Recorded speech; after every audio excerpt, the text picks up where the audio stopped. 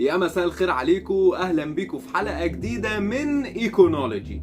تخيل معايا كده انك ماسك فلوس، بس مش ورق ولا معدن، ارقام على شاشة وقيمتها بالمليارات، والناس كلها بتتخانق عليها. وهي دي بقى يا عزيزي العملات الرقمية اللي بدأت كفكرة مجنونة ودلوقتي بقت حديث العالم. فيلا بينا نخش في الموضوع. بص يا سيدي، العملات الرقمية أو الكريبتو كورنسي هي ببساطة عملات إلكترونية بتتخزن وبتنتقل عن طريق الإنترنت من غير ما يكون في لا بنك ولا حكومة، مبنية على تقنية اسمها البلوك تشين أو سلسلة الكتل. ودي بتضمن إن كل معاملة متسجلة ومحدش يقدر يزورها. طب هي بدأت إزاي؟ أول عملة رقمية ظهرت في العالم كانت سنة 2009 وهي البيتكوين، على إيد شخص أو مجموعة يابانية باسم ساتوشي ناكاموتو. وفي 2010 حصلت أول عملية شراء باستخدام البيتكوين، وكانت بيتزا ب10,000 بيتكوين. وبعدها بقى بدأ الطوفان وظهرت آلاف العملات دي، ومن أشهرهم بقى الريبل والإيثيريوم والدوك كوين اللي هي اشتهرت بسبب إيلون ماسك دي. طب منين بقى بنحدد قيمة العملة دي؟ أصل هو اللي متعارف عليه إن أي عملة في الدنيا بتتقاس يا بالذهب يا باحتياطي العملات اللي موجودة في البنك المركزي، يا إما بالنشاط الاقتصادي اللي قايم داخل الدولة نفسها. لكن دي لا هي مربوطة بولا حاجة من دول، ولا هي أصلا مربوطة بدولة بعينها، هي عملة مطروحة ومرمية في الطلق كده.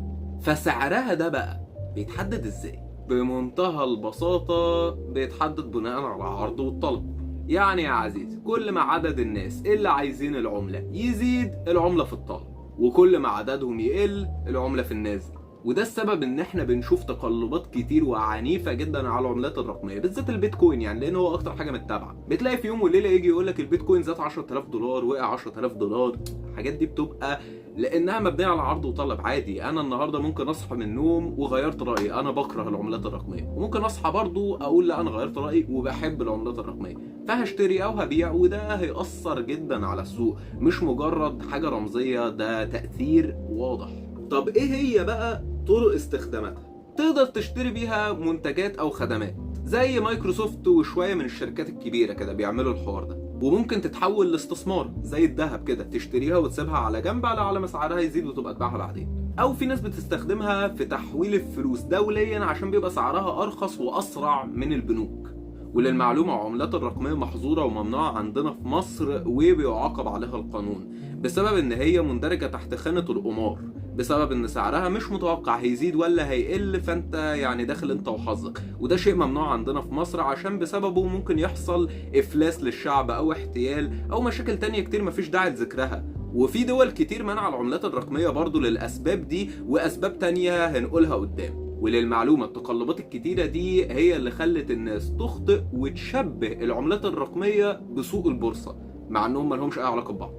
البورصة عموما هي مرتبطة بالشركات اكتر، بأرباحها وأداء الاقتصاد وسعر الصرف والفايدة، وتقلباتها أقل نسبيا أصلا.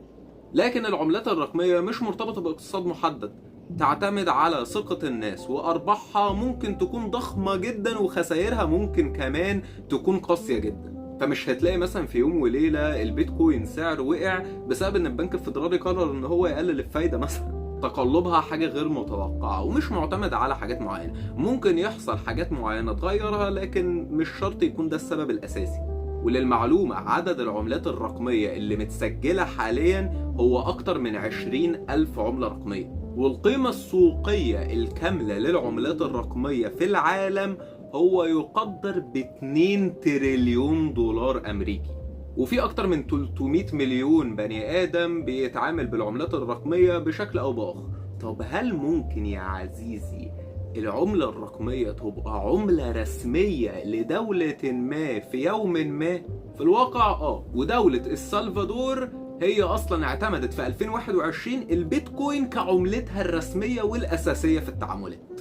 وفي دول كتير بتفكر تقلدها على فكرة، خاصة الدول اللي عملتها ضعيفة.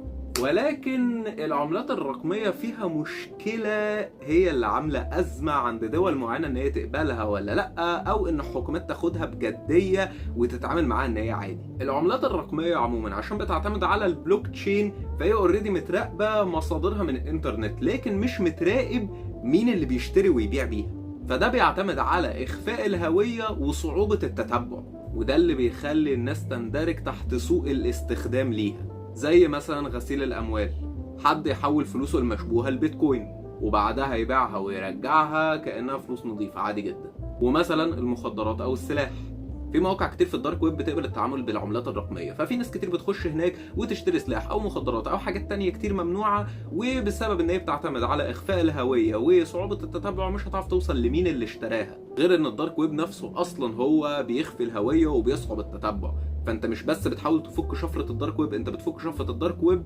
وشفره العملات الرقميه. غير بقى لو انت بتتعامل مع مجرم فدي كده شفره ثالثه. وبرده حاجه ثالثه، التهرب الضريبي، ناس تخزن الاصول بتاعتها او الممتلكات بتاعتها في محافظ رقميه، فبالشكل ده هي بعيده عن عين الحكومه، وبرضه زي ما قلنا صعب التتبع، فاي ممتلكات هيشتروها هتبقى معفيه من الضريبه. يعني التكنولوجيا هي نفسها محايده، بس استخدامك انت هو اللي بيحدد تستخدمها في حاجه تمام ولا حاجه شمال، لان هي ممكن تبقى فرصه استثماريه او خطر عليك وعلى الشعب. وفي الاخر كده العملات الرقميه مش موضه وطالعه كده، هي ثورة مالية، بس زي أي ثورة فيها فرصة ضخمة ومخاطر أكبر. فلحد النهاردة محدش عارف هل هي مستقبل الاقتصاد العالمي ولا مجرد فقاعة وهتنفجر وتهدى.